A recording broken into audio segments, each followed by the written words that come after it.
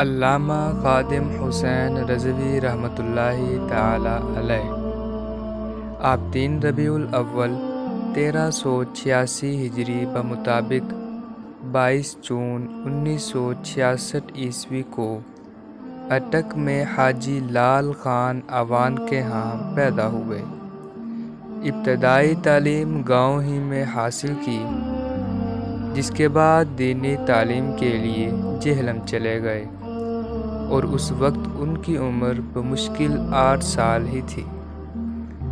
قرآن پاک حفظ کرنے میں 4 سال کا عرصہ لگا اور 2 سال قراءت اور شہرۂ آفاق دینی درسگاہ جامعہ نظامیہ لاہور میں درس نظامی کی 8 سالہ تعلیم حاصل کرنے کے بعد 1988 عیسوی میں فارغ التحصیل ہوئے۔ عملی زندگی میں حافظ خادم حسین رحمۃ اللہ تعالی علیہ نے پہلی ملازمت 1993 عیسوی میں محکمہ اوقاف پنجاب میں کی۔ اس سلسلے میں آپ داتا دربار لاہور کے نزدیک واقع پیر مکی مسجد میں خطیب تھے۔ ممتاز قادری رحمۃ اللہ تعالی علیہ کی سزا پر عمل درآمد کے بعد انہوں نے کھل کر حکومت وقت پر تنقید کی، جس کی وجہ سے محکمہ اوقاف نے ان کو فارغ کرنا چاہا، مگر آپ نے خود ہی اس ملازمت کو چھوڑ دیا۔ پھر یتیم خانہ لاہور روڈ کے قریب واقع مسجد رحمت للعالمین میں خطیب رہے۔ اس کے علاوہ مذہبی و سیاسی جماعت تحریک لبیک پاکستان کے بانی تھے، جو جولائی 2017 عیسوی کو الیکشن کمیشن آف پاکستان میں رجسٹر ہوئی اور کرین نشان الاٹ ہوا۔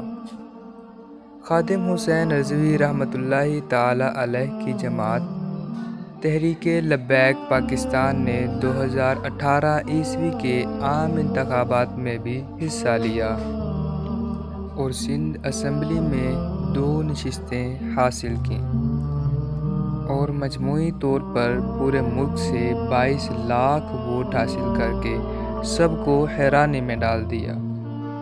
آپ نے کئی کتابیں بھی تصنیف کیں، جن میں سے ایک تیسیر ابواب الصرف ہے، جو کہ درس نظامی کی کتابوں میں بھی شامل ہے، اور دوسری تعلیلات خادمیہ ہے، جو کہ درس نظامی کے طلباء کے لیے باعث دلچسپی بھی ہے۔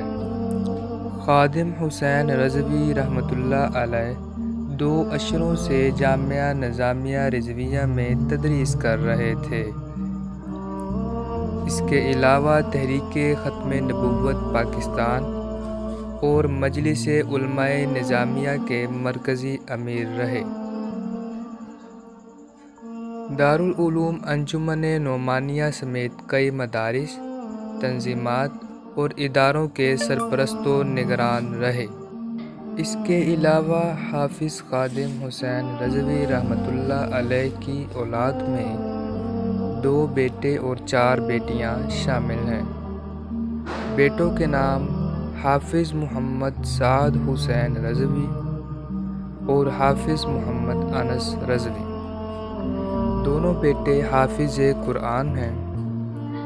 19 نومبر 2020 عیسوی بروز جمعرات بوجہ علالت بعمر 54 سال لاہور میں وفات پائی۔ 21 نومبر 2020 عیسوی بروز ہفتہ کو صبح 10 بجے نماز جنازہ گراؤنڈ مینار پاکستان میں ادا کی گئی۔